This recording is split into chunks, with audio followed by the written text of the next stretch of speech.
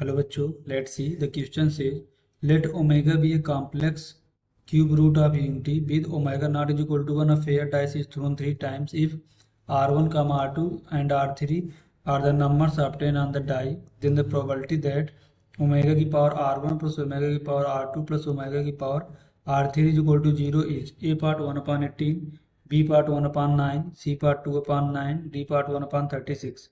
Question को solve करने से पहले हम इसका बेसिक कॉन्सेप्ट सीखेंगे, इसके रिगार्डिंग क्वेश्चन को सॉल्व करेंगे, दैट इज सॉल्यूशन की concept, that is the key concept. If omega is a complex cube root of unity,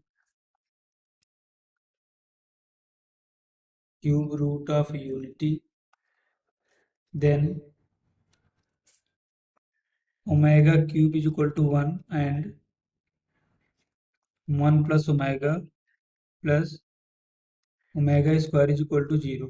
तो हम इस बेसिक कॉन्सेप्ट का यूज करेंगे, इसके रिगार्डिंग क्वेश्चन को सॉल्व करेंगे। इसको next, and a dice is thrown, a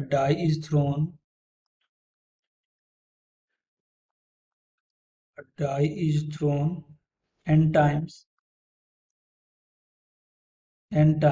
then total outcomes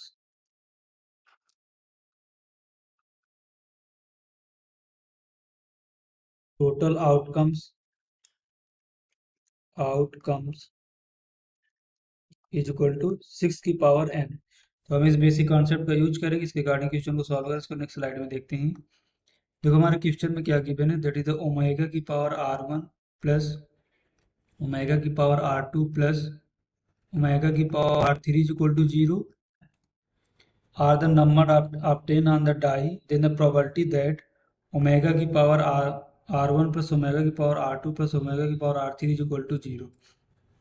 देखो हमने यहाँ पर की कॉन्सेप्ट पे डिस्कस किया है, that the 1 plus omega square is equal to 0।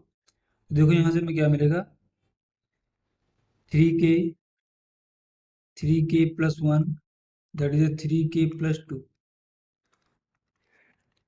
अगर R1 की वैल्यू हमारी 3k हो जाए, R2 की वैल्यू 3k प्लस 1 के इक्वल हो, और R3 हमारा हो जाए दैट इज 3k प्लस 2। अगर देखो हम k इक्वल टू यहाँ पर 1 पुट करते हैं तो क्या मिलेगा, 3, और 2 पुट करते हैं तो 6। क्यों? क्योंकि देखो हमारे जो डाई होगा उसमें नंबर कहाँ से कहाँ तक होगा, 1 से 6 तक ही होगा। यहाँ पर अगर हम k इक्वल टू 0 पुट करते हैं तो एक नंबर हमें मिलेगा 1, और k इक्वल टू अगर हम यहाँ पर 1 पुट करते हैं तो कितना मिलेगा, 4। सेम एज यहाँ पर k की वैल्यू 0 पुट करते हैं तो मिलेगा 2, और k की वैल्यू अगर 1 पुट करते हैं तो कितना मिलेगा, दैट इज 5। तो देखो ओमेगा की पावर r1 प्लस ओमेगा की पावर r2 प्लस ओमेगा की पावर r3 को 0 होने के लिए R1, R2 और R3 की वैल्यू को इन ऑर्डर में होना पड़ेगा। या तो 3 और 6 इसमें से कोई एक आ जाएगा, या तो 1 और 5 में से कोई एक आ जाए, या तो 2 और 6 में से कोई एक आ जाए। क्यों? क्योंकि 1 plus omega square equal to की वैल्यू में 0 होती है। और इसी बात की प्रोबेबिलिटी बतानी है कि R1, R2, R3 के नंबर है जब हम डाई को 3 टाइम्स से थ्रो करते हैं। तो देखो पहले हम यहाँ से लिखेंगे फेवरेबल केस हमारे क्या बनेंगे, फेवरेबल केसेज। देखो फर्स्ट ग्रुप में से हम कोई एक नंबर चूज कर सकते हैं, तो यहाँ के टू टोटल नंबर 2 हैं, और में से कोई एक चूज करना है तो कितने तरीके बनेंगे, 2c1 इंटू। सेकेंड ग्रुप में 1 और 4 है, इसमें से कोई हम एक नंबर चूज कर सकते हैं, दैट इज द 2c1।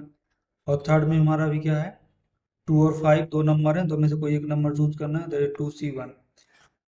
अब देखो इन्हें अरेंज भी कितने टाइप से किया जा सकता है, फैक्टोरियल 3 टाइप से अरेंजमेंट भी इनका किया जा सकता है, कि 1 और 2 को जो 3 और 6 है, 6 और 2 सेम है। देखो यहाँ पर 1 और 2 है तो 2 और 4, इसे भी 2 टाइप से अरेंज किया जा सकता है, इसे भी 2 टाइम और इसे भी 2 टाइम। तो टोटल यहाँ से कितना अरेंजमेंट का हमारा क्या आएगा, फैक्टोरियल 3। अगर इसको सिंप्लीफाई करें तो इसको नेक्स्ट स्लाइड में देखते हैं। तो यहाँ से हम फेवरेबल केस क्या बनेगा, favourable case is equal two factorial, sorry 2c1 की वैल्यू हमारी क्या होगी, दैट इज 2। 2c1 यहाँ से कितना बनेगा, 2 इंटू 2 और फैक्टोरियल 3 की वैल्यू क्या बनेगी 6 एंड टोटल केसेस हमारे पास कितने बनेंगे, एक डाई उसको 3 टाइम्स थ्रो किया जाता है और टोटल आउटकम्स कितना बनेगा, दैट इज 6 की पावर 3। तो यहाँ से मैं रिक्वायर्ड प्रोबेबिलिटी क्या मिलेगी, required probability favourable cases that is 2 की पावर 3 इंटू 6 अपान 6 की पावर 3। इसको अगर फर्दर सिंप्लीफाई करें, देखो यहाँ से कितना मिलेगा, दैट इज 8 अपान 36। इसको फर्दर सिंप्लीफाई करें,